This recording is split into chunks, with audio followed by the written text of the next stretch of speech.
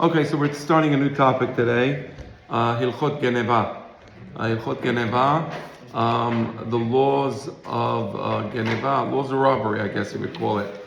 Let me bring to your attention that Jewish law distinguishes between a ganav and a gazlan. Let me see if I get this a little lower. Okay, a ganav is a person who robs from his friend, but does so surreptitiously. Okay? He's afraid, doesn't want to get caught, so he'd rather nobody find out. So that person is a ganav. That's one set of laws. Another person is called a gazlan. Gazlan is a person who robs from his friend via violence. He's an armed robber, your money or your life, right? That person is a gazlan. That's another set of laws. Interesting. So Judaism distinguishes very clearly between the laws of Geniva and the laws of Gezela. We're going to be studying the laws of Geniva, Hallchot Geniva, and over the course of the class, we may also open up the Chumash to see some of the Pesukim as well that apply to the Ganav, okay? But we will start with Perek Aleph, Halacha Aleph. You have it on your phones, you have it in the group chat. Kol hagonev mamon. Geniva, first of all, we have to define what does it mean to rob someone, right? So you can have, for example, a person is gonev da'ata beriot. Gonev da'ata beriot means you rob somebody's opinion or thoughts on something by lying. I'm sorry, what did you say? An idea like somebody's... Right, exactly. So gonev da'ata beriot. That's not considered a ganav for purposes of what we're studying, right? A ganav is a person who robs property. But for robbery to be considered geniva in Jewish law, it has to have value. So something that doesn't have value is not actionable in Jewish law. So kol hagonev mamon, I'm going to get to you in a moment. Anybody who robs mamon means property. Mishaveh peruta v'mala. It has to be at least a peruta. A peruta was the smallest or the lowest currency in antiquity. You know, you have the shekel, you have machasita shekel. So peruta is the small. It's similar to the penny, to the U.S. penny. So the U.S. penny is the smallest currency. So the smallest measure of currency in antiquity was a peruta. The minimum value of what you rob has to be shaveh peruta, v'mala.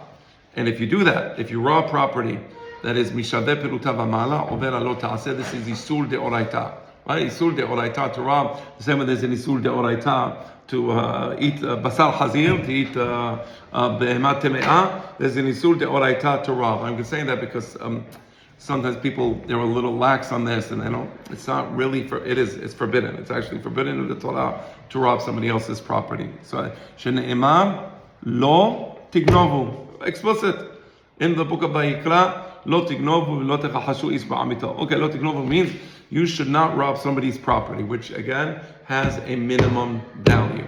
Okay, that's the definition of Geniva. Just only because I saw you raising your hand before. Yeah, so just to get back to Joe's point, Genivat dad, it's not someone's ideas, it's rather their impression about something. Yeah, exactly. But somebody's idea, let's say somebody tells you a business idea and then you steal it. All right, we're not dealing with that. Whatever that is. Under here? No, wait, hold on. Whatever. Let's study now the laws of robbing an asset, robbing a tangible asset. We're not dealing now with intellectual property. We're not dealing with lo tasi gebul re'echa. We're dealing with a tangible asset, right? Let's keep it simple. This is the laws, meaning the laws of Geniva have to do with the tangible asset, mammon, and we're going to see how we're going to get further into the definition. Okay, the en lokin alav. Now here's an important rule: if somebody robs, there's no malkut. Normally in Jewish law, if a person is over alav, if a person violates a mitzvah lo ta'aseh. Now mitzvah aseh, that's a different question. But for mitzvah lo ta'aseh, let's get back to eating basar behemat teme'ah or hayat teme'ah, a pig. A pig is behemat teme'ah. If a person has pig meat, kazayit, and there was adim, they tell him, look, buddy, just so you know, this is yisur deoraita, and they quote him the pasuk, and they tell him what you're doing now is yisur deoraita, and by the way, if you do it, you're going to get malkut, just so you know, and and he does it anyway, says, yeah, I know, it's fine, I'm good with it, and he eats the meat, then he would get malkut. Okay, that's the laws of malkut. There is no malkut for the ganab. Why? Why? It's not because it's a light isur. It's not a light isur. It's very hamur. So why is there no malkut? And the answer is shehareni tan litashlumin, because the remedy for the ganav is to pay. There is a principle that is mentioned several times in the Gemara, including in Masechet Ketuvot, which we're studying now. The Gemara says, "En adam lokeh u'mshalem." That's a principle. A person is not going to be liable for malkut and also liable for a financial penalty or financial payment, right? It's either this or that, right? It's like a type of double jeopardy. So in America, you have a notion of double jeopardy. By us, the notion of double jeopardy will be as follows. When you take this person to court and he is convicted of the crime, you can't punish him twice. You choose the punishment. And in this case, the Torah chose, what does the ganav do? He pays. That's the punishment. Is that across the board, meaning never do a double? It is an across the board rule. And adam lokeh umshalem, right? Also, and adam met umshalem. There's no mitah umshalem. So the point is that when a person makes an adera, for which there would be a potential of malkut, because they sued the oraita, lav, and tashlumin, there wouldn't be both. There would not be both. Okay? And there's many examples. A person robs a kohen, takes a teruma, and gets hatra'ah lemalkut. Okay, let's explain now a little more detail. Shehaganav chayiva oto Torah leshalem. The ganav, by the Torah itself, is obligated to pay. Okay, now here's a point. And this might shock some of you, but I'm going to read it. And hold on to your seatbelts. You ready? It doesn't matter if you rob money from a Jew. It doesn't matter if you rob money from a goy. Right? Even if the goy is a pagan who worships idols. We don't worship idols, obviously, and we're against idolatry. So this goy is Oved Avodah Zarah at the lowest level. Not allowed to rob him. Wait, so you can't destroy his idols? No. We hold on 1 second. Let's stick. We're dealing now with the laws of robbery. No, I get it, but but we're dealing with the laws of robbery. You're dealing with the question of what is the context? And you can't destroy his idols. What is the context? Is he in Israel? Is he outside Israel? Is it an Ili? What is the situation? Right, but no, we right. So let's deal now with the laws of robbery. Okay? Because there's a certain context to the question, and it's undefined. Right. What do you mean destroy it? So can I walk into my Italian neighbor's house and tear the cross off the wall and destroy it? No. If a guy brings Avodah Zarah into Eretz Yisrael, will the Dayanim remove the Avodah Zarah from Eretz Yisrael and burn it? Yes. But let's now stick with the question of robbing a goy. Robbing a goy, meaning he has something that I want, and I take it from him. Can I do that? No. Can't do that. Okay. And furthermore, it's not just that. It doesn't matter whether you're robbing an adult or robbing a child. Now, if you rob a child, the child himself is not liable if he was to rob you. And yet, if you were to rob the child, you would be liable for Geniva. Very interesting. Yeah, one way. So we have the goy, the child, that is forbidden. Lo tignovu is a categoric isur for everyone. Okay? So it's a clear halacha. Just want to make sure I understand. For the child, is it because he has no reshut, meaning he cannot own something? Oh, right. Now no, you would think so, and you would think, therefore, it would be permissible in your mind, or we might think that the child you can rob from him since he doesn't really have ba'alut. The answer is no. And if he robs from you, his liability will be limited. We're going to see later on in the chapter. But if you rob from him, you're not you, but somebody from him, then he would be liable for having robbed. Okay? All right. So simple, very simple rule. I know that there are sometimes there is kind of like this opinion, and I've seen it expressed mistakenly, that somehow it's allowed, if you're robbing a goy, it's allowed, or maybe you're doing a mitzvah, I don't know, but it's just not, it's just incorrect. So we have to be aware of this, and we are a people, we are a nation that has integrity in its behavior, and one of the problems, unfortunately, is that when we're not aware of these laws, and there's like kind of a thing that I know some Gentiles think that somehow Jews are allowed to rob Gentiles. And some Jews think that somehow Jews are allowed to rob Gentiles. They're both wrong. The Gentiles are wrong and the Jews are wrong. We are not allowed to rob, period. Yes, sir. What if you use your words to trick somebody to give me something to you? Right. That's called ona'at tevarim. There's ona'at mamon. There's many isurim. There's many things, but that would not be gonev. Okay. Right. That would not. So let's say I'll give you an example. You want to buy this iPad, and I tell you this is, understand, this iPad is worth $1,000. Right? And I convince you that it's worth $1,000. I might give you a whole story why it's worth $1,000. So I didn't, and then you agree to pay me the money. That would be, for example, ona'at mamon, or lo techachashu. That would be lying, right? There would be different isurim, but it wouldn't be geneva. It wouldn't be geneva, right? So we have to distinguish between robbing property and speaking a lie, getting a high price that is an undeserved high price, and et cetera, a whole slew of things. And I think that we Be'ezat Hashem, I hope that through these classes we'll be able to address questions like you're asking, which are important questions, but let's understand now the idea of Geniva. Here's an interesting point. I want to read Halacha Bet. Now, let's say there's something that's worth less than Shaveh Peruta. I'll give you an example. I go to somebody's house. They have a photograph that they took. The old photographs. Before they had phones, people had photos on paper photos. Polaroid. What? Polaroid. Polaroid, exactly. Okay. This photo has no market value. Nobody's going to pay any money for it. It's a photo. I don't know. The guy took a photo of his dog. Nobody's going to pay money for that photo. It's not worth a penny. All right. Now, let's say I say, okay, you know what? I like that photo. I want to take it. I want to take the photo and I want to copy it. So I rob it. I don't let him know. Now, since I robbed it, I'm saying it's not shaveh peruta. If it's not shaveh peruta, I didn't make isur deoraita. Right? So that's why it says, Harambam says, Asur lignov kol shehu din Torah deoraita.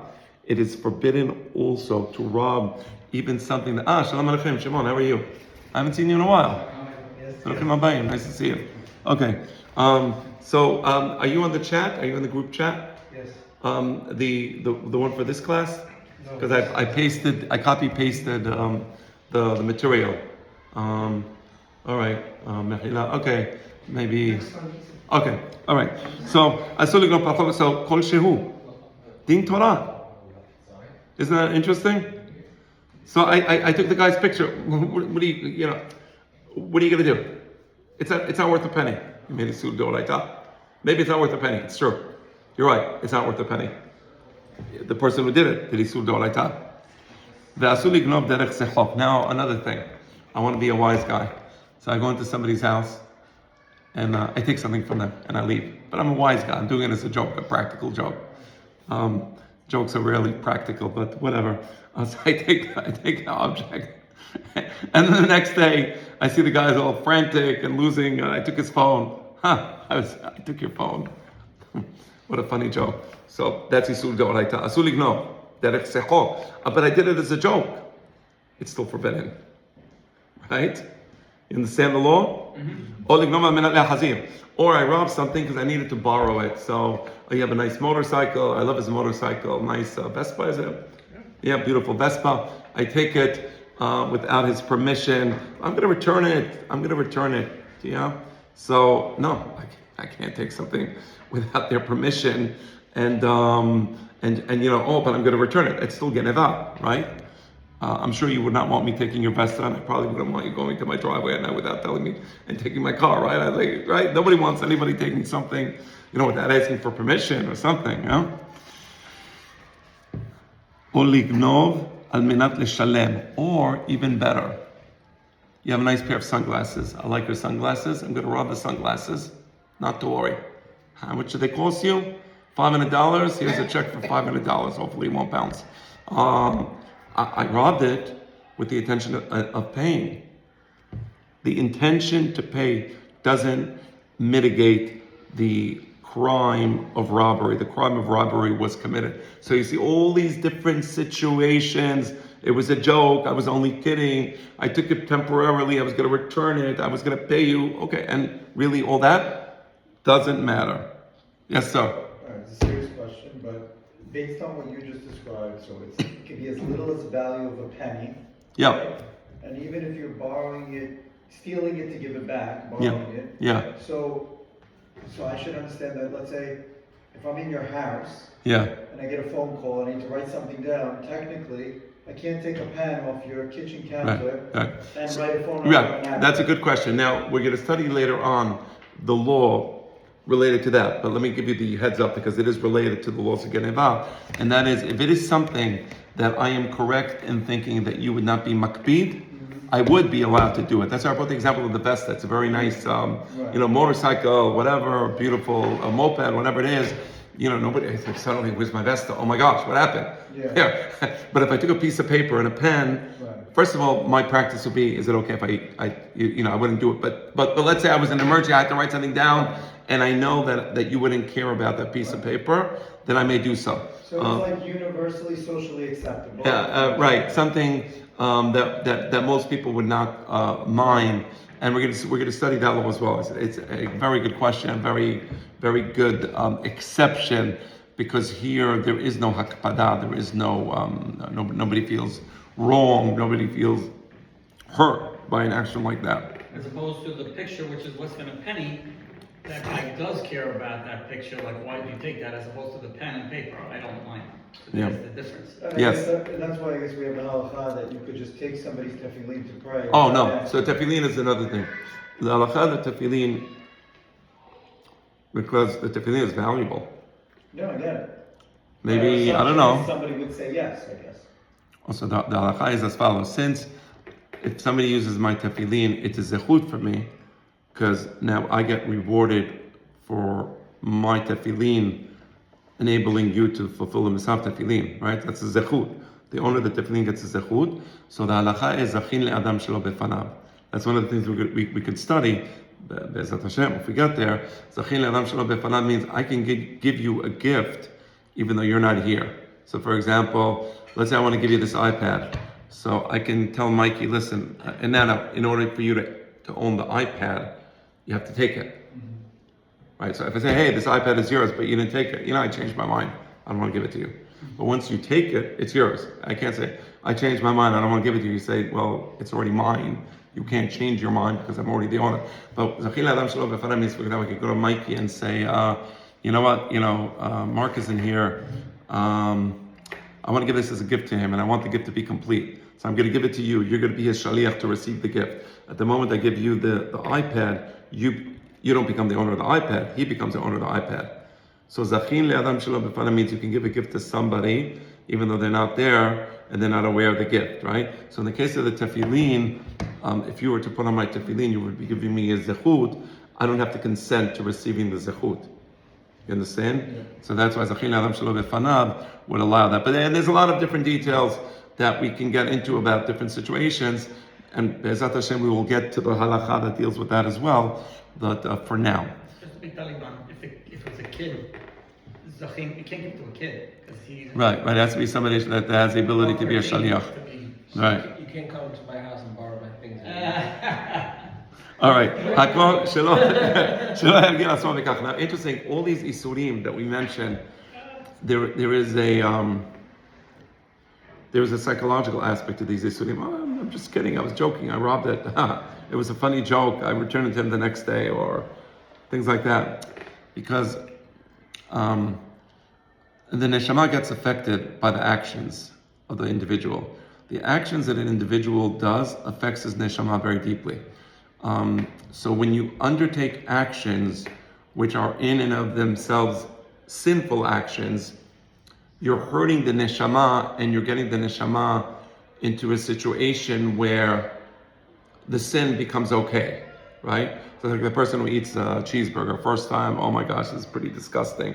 Second time, whatever, and third time he's beginning to enjoy it, right? So when you rob, just the act of robbery, it creates a certain illness within the individual's neshama, right? So it's very important to be aware that just doing something as a joke doesn't make it right, okay? Yeah. But wouldn't the intention of robbery be different than, let's say, borrowing something without permission or that joke? Is the intention of I'm stealing it versus, oh, this is just a joke to mess with him? Yeah. If a person, for example, let me give you an example. I mean, in American law, it recognizes the Latin phrase as mens rea. So it does look at the, in criminal law, it looks at the mental state of the individual. So for example, if a person took a gun and was kind of like, negligently shooting in the air, and then it ricocheted off something and killed someone, that would be a negligent homicide, let's say. But if a person was aiming at the person and wanted to kill him, that would be maybe, second degree murder. That's called mens rea. We look at the intention of the individual. Now here, to your point, we said that this is geniva. If you're just doing it as a joke, it's ganav. So let me give you an example. A person jokingly robs, Reuven robs from Shimon his phone. Like he takes it for like half an hour, and Shimon's like, where the heck is my phone? Where is it? I don't know where it is. Okay, now let's say that Reuven, later on, he's going to return the phone, and like, I can't find it. He has to pay double. Oh, but it was just a joke. He was just joking. He has to pay double. It's robbery. As a robber, he has to pay double. Even though he was just joking, you understand? Mm-hmm. So the act of robbery itself is robbery, even if the person was joking or whatever. Yeah? All right. What if there's a situation where he pays, see the guy's watch, it's worth, he doesn't mind paying the double because he knows that it's maybe worth maybe more now, or... What, I'm sorry, repeat yourself? I'm trying to think of a situation, I owe you, I stole something. No. You don't mind paying the double because you think that it's going to be worth more money at a later date. Okay, fair enough, but the person did an averah. I mean, okay, you're right. He goes to court, and the betin shel mata will make him pay whatever they make him pay, no problem. Okay, but it was a ganav. By the way, according to halacha, he has to return the head. We're going to see later on. He has to return the object. I mean, there's details. Generally speaking, the object has to be returned, and then he has to pay double, right? Now, but there's certain exceptions, and I'd say we're kind of like just scratching the surface. We're going to see. You're right. There's a question of shevach, shinu. Like there's different situations, and we will get to it. Yes, Shimon. Is that basically what you're talking about fall under the whole concept that Hachamim say that if you have an intent to do something good, you get yeah. good, and then if you have an intent to do bad, you won't get punished? Yeah, that's correct. If a person intends to do a mitzvah and for some reason he could not do the mitzvah, he gets rewarded for the mitzvah as if although he did it. Vice versa, no. If he intended to do an averah and didn't do the averah, he will not get punished for it. Here it's the action that counts. And we see that the action is what determines whether he's a ganav or not, right? But you're right. If a person wanted to rob and then he couldn't rob for whatever reason, then he would not have the penalty of a ganav. Okay, you understand the idea? So let's read halacha gimel. I'm going to get myself really quickly a cup of water. I mean, it's what you took an object that doesn't belong to you, and the reasonable expectation would have been that you would have told the guy, but you didn't tell him, correct? So we're not dealing now with a paper and a pen. Right. Let's say you borrowed. If you also just say there's no akpada, let's say I go to Mikey's house and I want to borrow his bicycle. Right. So later on we'll study the laws of akbada, but in general, it depends. It depends what the object is. It depends on the object, and it depends on whether an individual would normally be offended that you took that object without asking. We'll see it. We're going to study the laws later on, right? For now, I want to just understand the basic framework. Once we get into the framework, we can get into all the details that entail this topic. But let's continue. So let's give some concrete examples of a robber. זה הלוקח ממון האדם בסתר, ואין הבעלים יודעים. Two conditions. You take the object surreptitiously, and number two, the owner is unaware of the fact that you took his object, right? You don't want to be caught. You don't want to be caught, right? For example, you're a pickpocket. You stick your hand inside somebody's pocket, you take his wallet, run away. That is a classic example of a ganav. It doesn't have to be a pickpocket. You enter somebody's house at night, you rob something, and then you run away before you get caught. In all these things, the one common denominator is the guy doesn't want to get caught. He does it in a surreptitious way, right? He's not using violence. You understand? All right? Clear? Mm-hmm. But if he took something by force, he's like big, he's like, give me your watch. Oh, you don't want to give it to me, I'll take it myself. Okay, like punches the guy in the face, takes the watch, and I got your watch. That's not a ganav, right? That's the law of a gazlan. The gazlan is a different law than a ganav. For example, the gazlan doesn't have to pay tashlum echefet, doesn't have to pay double. The ganav has to pay double. The gazlan does not pay double. Wow. For example, there's different laws for the ganav and the gazlan. In fact, the gazlan has a whole section separate from geniva. This is only those of geniva we're studying, and maybe we'll get there. Who knows? We'll see why. Okay. I would think Yeah, because the gazlan, at least he's not being. At least he's being honest. What? Wait, not two-faced, because you're not afraid of men. He's not being two-faced, exactly. Yeah, but the Exactly. double, What? I mean, in theory, if you borrow the Vespa to make good for it, you'd have to buy him a second Vespa. No, I have to return it. Use it to return. At that point. If you don't return it, you have to pay double. Exactly. Okay. Exactly. If I don't, let's say it got lost. I don't know, something happened. I would be liable to pay double. Okay, let's continue. I'm sorry. Go ahead. I'm not taking your Vespa. You don't have to worry. Just bringing it as an example.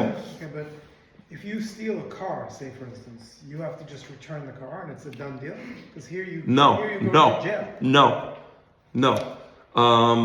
In order to, I'm going to read the law again. כל הגונב ממון משווה פטור ומעלה. One second. Right? Right? Yeah, right. So, but his case, he's asking because the gazlan. He's picking up on your last case of the gazlan. Right. Give me your car, I'll beat you up. Right. He just has to return the car. He's stealing it off the street or off somebody's driveway. They catch you. So what do you return the car and it's over with? Because here it's grand theft auto as an example. So right. It you don't depends. have something like that in Because let me explain. In the case, let's say the case. Let's get to the case of the Vespa. Let's say I took it, Vespa, right? Vespa with a P, right? So let's say I took the Vespa. Now, just so you understand, because there's a detail. We didn't get there yet, but I'll say the detail now. I'll jump the gun in order to answer this question. And the detail is as follows. Yes, normally I have to pay double, right? That's the law. So you're saying, so I have to return to you the Vespa and give you the value, whatever it is. So no, because the law of double applies to a person who is kofer, who denies having robbed the object. Mm-hmm. So in these cases where I robbed it and then I returned it, there would be no tashlum echefer. You understand? There would be no tashlum echefer. So actually, a few minutes ago, somebody asked, I forgot where it was, and I brought an example. Now that I'm thinking about it, I was incorrect. I brought the example of how I made a joke, I robbed somebody's phone, and then something happened to the phone, I couldn't find it, and I said he would have to pay double. Yes, he would have to pay double, unless he confesses to having taken the phone in the first place. That's you see? So, in this case where I'm returning the Vespa, I'm confessing to having taken the Vespa. I'm saying, here it is, I had it all along. Here it is, I'm returning it to you. So there would be no tashlum echefel. You understand? Should I repeat that point? There's no consequence to stealing as long as you admit to it. I mean, first of all, whether there's a consequence or not, the question you're saying, I think you're making a good point. The betin shel mata, There's no consequence. Whatever Hashem chooses to do with that is what Hashem There's no chooses. additional fine, there's no. Right, exactly. But you're right. You're done. Right, correct. That's what we say. Umodeh ve'ozev yerucham. Umodeh ve'ozev yerucham. We say Yom Kippur means if a person, let's say he's a robber, and they're having a court case, and they don't know who robbed it, and then he comes to the dayan and he says, I have to confess, I robbed it. So in that case, he wouldn't have to pay tashlumei chefel. Umodeh ve'ozev But if he's yerucham. caught and confesses the same thing. So he has to return what he robbed. Right, I'm saying even if he's caught, not if it comes on his like. All right, no, wait, The hold on. police catch him, he says, Hold on. okay, I did it, I'm sorry. Right, no. It has to be that if he was kofed, he was kofed. We're gonna let's continue because there's so many laws and everything is interconnected. So I think as we study the laws, It makes sense now why the Gazlan only pays one, because like you said, he's admitting when he's stealing it that he knows what he's doing. right?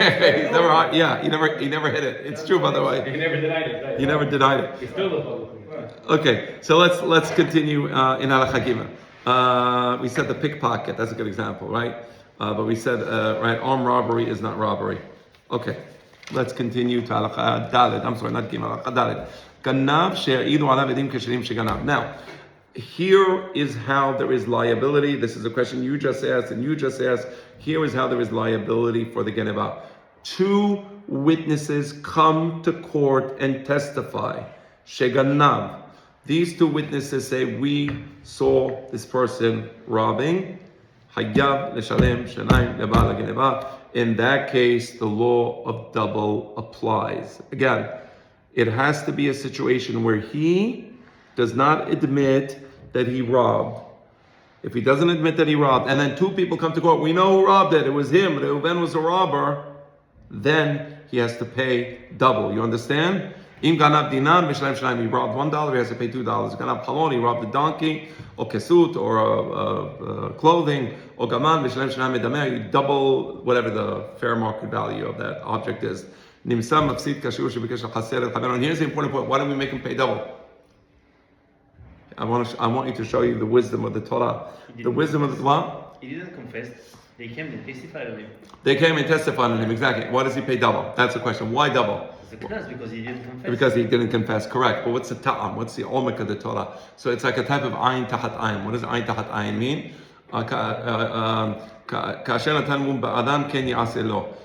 What a person wants to do to his fellow, so it will be done to that person. Obviously, ayin tahat ayin, we don't poke out the guy's eye. Okay, we know that. But you want to cause him a certain damage, so now you're going to have to pay that damage. It's the same exact thing.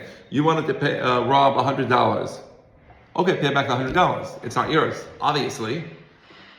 But that's not the punishment. That's just returning what you took. But you wanted to rob $100, so they're going to take $100 from you. You see what it feels like? Do you like it when they take $100 from you? You didn't like it, did you? Hopefully you won't do that next time to your friend. You understand? The best way to teach somebody is to kind of give the guy a taste of his own medicine, right? You give the guy a taste of his own medicine, and you say you wanted to rob a car. The car was worth $30,000. No problem. Pay. Return the car. Give him $30,000. I don't have the money. Okay, you should have thought of that before. Okay, and that we do it to the ganav who can't pay. Yeah, he becomes an indentured servant. He's gonna have to work, get wages, and the wages go directly to the victim of his robbery, right? So you see the way this works? Okay, so haganav she'odam me'asmo sheganav. But if on the other hand, the ganav says, I am the robber, in that case, he just has to return what he robbed. He doesn't have to pay double. The pasuk says in Parashat Mishpatim, the Elohim, which is the Dayanim, they convicted the guy. Now, how did the Dayanim convict Reuven? Well, the only way the Dayanim can convict Reuven, the Torah says, you need to have 2 witnesses. Any judicial fact needs to be established by witnesses. 2 witnesses. So in the event that 2 witnesses come to court and the Dayanim convict this individual of robbing, then he has to pay twice. But if they didn't convict him, he admitted on his own, then there's no double payment. You understand? So modeh ve'ozev yerucham. Lo amar shi'at asmor yeshalem shenayim. Right? If you incriminated yourself and you came to court and said, I did it, no. By the way, this is a general rule in any penalty in the Torah. If there is a financial penalty and the person, he admits on his own, look, I'm responsible, then he doesn't have to pay the penalty. That's called kenas. Kenas means a penalty. Right? There's restitution. Restitution means you have to return what you robbed. Penalty, you have to pay something in additional to what you robbed. So the penalty doesn't apply to people who come and confess to the Dayanim what they did. Simple. All right, let's do the next law. Now this law of double penalty applies to any property. You robbed a Vespa, you robbed a watch, you robbed the chair, whatever you robbed the donkey, everything except for se bashor. A person robbed a sheep, a person robbed an ox. If a person robbed a sheep, or he robbed an ox.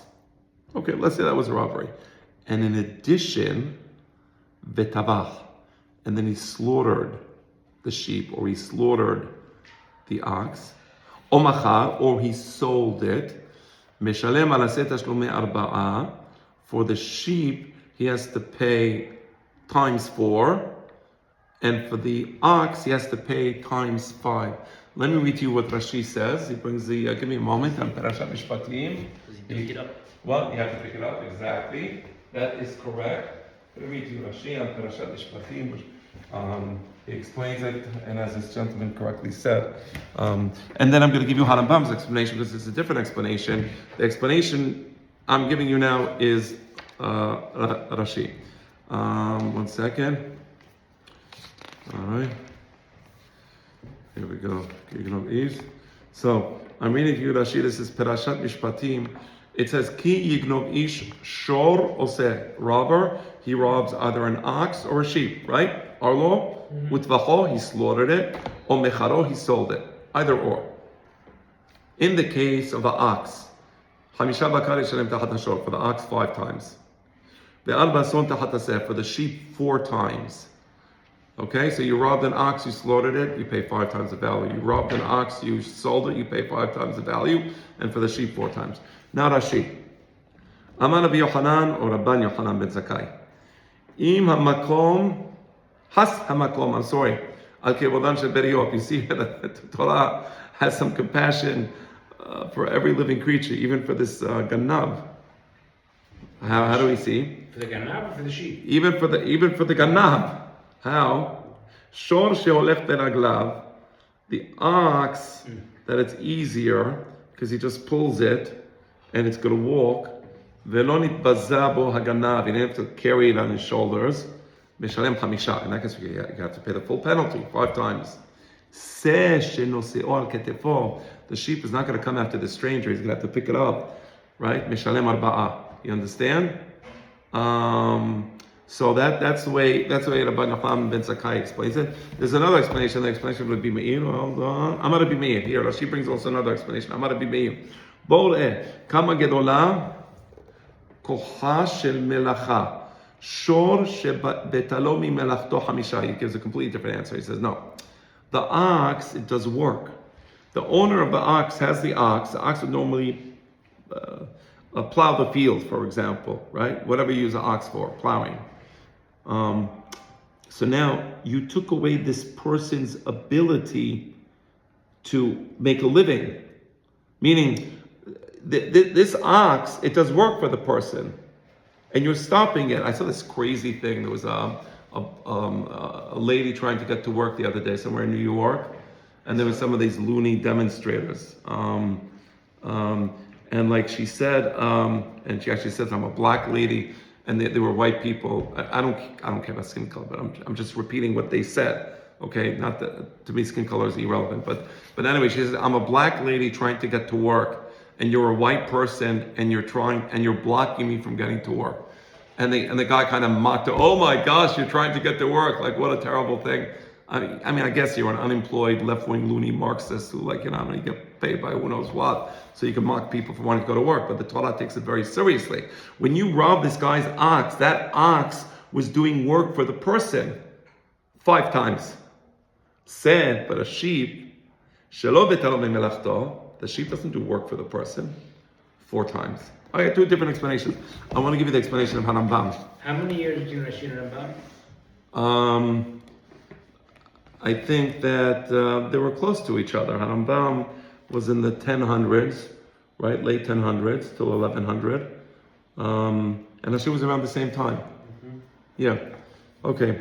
Now look. No, but Rashi was bringing the Gemara. He wasn't making it up. Right. Meaning Rashi was bringing what the Machloket Rabban Yochanan ben Zakkai and Rabbi Meir. Right. Now I want to read you Harambam. This is Harambam from the Moreh Nebuchim. Give me a second, please. I think he brings it here, which will be easier than going home and getting the Moreh. All right, so we're Halakha. What Halakha were we at? Halakha Daled. Halakha He. Okay, Halakha Vav. He should bring it here. Right? Tashlumeh. Here it is. Okay. I found it. Yes, he does bring it. ומאחר שהכבשים רואות בעדרים צפופים, התשלום על גניבתן הוא פי 4. Now, the sheep, when they, okay, let me read this. מפני שהשור והעשה רואים באחו וקל לגנובתם. Now, the reason we have the additional penalty for the ox, for the sheep, is because they usually, when they graze outside, right? And when you go in Israel, like you see in the Galilee, a lot of times you just see cows grazing there. Those cows belong to someone. But that's the way it goes. They go out into the field and they begin to graze, right? So it's very easy to rob these animals. That the shepherd is not there, 24/7 looking at them. They're grazing. So, so what does the robber do? Very easy to rob the ox, very easy to rob the sheep. So he's going to rob it. What is he going to do immediately? Shahita. Olim kolotam. And now the owner, by the time the guy realizes that there was a robbery, he doesn't. The sheep is gone, slaughtered, or somebody else owns the sheep, and it's in somebody else's herd. When the sheep they graze, they're very close to each other, right? So in that case, it's pi arba'ah because it's easier to identify them. They're not all over the place. Meaning the sheep, they graze in a very specific spot. Okay? But the ox, the cows, when they graze, they're all over the place. And it's very difficult to protect them. So because it's so much more difficult to protect the cow than to protect the sheep, for the cow it's 5 times, and for the sheep it's 4 times. Very interesting point about Rambam. This point is in the Moreh Nebuchim, and it's a very, very interesting approach, a little different than what we studied with Rabbi Yochanan ben Zakkai and Rabbi Meir, but basically an important point to understand. Nevertheless, we see that the Torah, when Hashem gave us these laws, there's many, many reasons that you can give for these laws, right? And all of them are equally valid. Right, let's continue. Any questions? All right, let's do another halakha. I know it's 9:16. Let's just do one more halakha. Everybody good with that? Yeah. Okay, good. Why do we have to don't the reason for the under laws of? No, it doesn't matter because it's true that we do the laws because Hashem gave us the laws, but we want to understand what we can understand. Right? That's the ta'ameh mitzvot. So the ta'ameh mitzvot. We do some mitzvot. We say like. No, it's true. And if we don't understand it, we'll say we don't understand it. It could have been that we would have no understanding of this. But we do have an understanding. That's why it's called the mishpat. The Ele HaMishpatim asher tasim lifnehem, as opposed to chukim, so chukat HaTorah. So there's a thing of chukim and mishpatim. Chukim, it's true, very difficult to understand the laws of the chukim. Shlomo HaMelech says, Amarti achkama v'hi rechoka meni. That's what Shlomo HaMelech says. He understood all the chukim except for Parah Adumah. Parah Adumah says, even I can't understand that. And I understand all the other chukim. Why sha'at mez, why basar b'halal, all the chukim I understand. Parah Adumah, I don't understand. But mishpatim, no, mishpatim we understand. Isn't Shulchan Aruch one that we say if you try to explain it, then the guy can't even be Hazan? No, hold on one second. Whatever the reason, no, there's a question there about ikuti. I mean, let's put that on the side. I want to finish another halakha in the, there's no, meaning it's mutav to try to explain ta'alem mitzvot. What's not allowed to say is, ha'omer al kan sipor yaviu rachamecha mishatekin oto. No, that's a different thing. The same way God, you have rachamut on a bird, you should have rachamut on us. Then you shut him up. It's not because of the ta'ameh mitzvot. It's because he's saying, God, have mercy on me like you have mercy on the bird. God, don't tell God, how he should, use his, like he's emotional, like he's soap opera. There's no soap operas in front of God, right? Right? Okay, let's continue. That's chapter 9 of Masechet Hallachot. All right. Let's continue. Okay. Halacha Zayin. And the last halacha, okay? Doesn't matter if it's a man, doesn't matter if it's a woman. Everything we studied until now applies to men and women equally. But now if she's a married woman and now her husband is supporting her, now she robbed something, how is she going to pay back? Well, she's go to her husband, and her husband doesn't have to pay for her averah. So she has to return what she robbed. She has to return what she robbed, obviously. As far as the penalty, the double, she doesn't have to pay it back until she gets divorced or her husband dies, and now she's no longer somechet on her husband, and now she's independent, then she has to pay. So for example, she'll get the ketuvah from the husband, and before she gets the ketuvah, the betin will say, wait, hold on 1 second. The money goes to the victim of your original robbery back then, right? But katan sheganav, but if it's a katan, if it's a child, patur min hakefel. He only has to return what he took. He doesn't have to pay. The katan took your watch. He threw it on the floor. He stepped on it. It's broken. He can't even return the watch anymore. Okay, I get it that he doesn't have to pay double. He's a katan. Okay, we're not going to make him pay double. But now he took the watch and he destroyed it. Doesn't have to pay it back. It's a katan. There's no liability for a minor. Yes, last question, and then we're going to call it a night. What if the married woman dies? Does the debt just go away? The Yorshim, her inheritors will then have to pay. Meaning it'll come out of her estate, right? The liability will come out of her estate. Okay, gentlemen. Rabbi, where did the rabbis get to cut off the guy's hands when he steals? No. Arabs, I should say. Right. Because sotai kapah. Rabbis? I meant Arabs. Right. No, the pasuk says because sotai kapah. It's a different situation. It's dealing with the situation where Reuven is fighting with Shimon. And then the wife of Reuven sees that her husband is losing, and she grabs him by the groins, causing tremendous pain. The Torah says, "V'kasotat kapah." We don't cut off her hands. We have to pay the value. That's what we say. Pay the value. Yeah, exactly. We never cut off hands. We never gouge out eyes. We never do anything of that nature.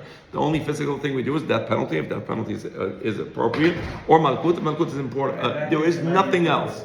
So they didn't get it from the Torah? No. The pasuk says "V'kasotai kapah," but the Chachamim explain that it's a mashal. The Torah many times speaks in allegories. It's a mashal, meaning you give the value. So Muhammad heard this particular thing and he just said, okay, everybody's here. Oh yeah, because Muhammad, he didn't go to school. He wasn't a good student. He was an F student. So he hears a pasuk and he doesn't pay attention to the teacher, and then he gives us the explanation. You're right, exactly. Muhammad was not a good student. Yes, okay.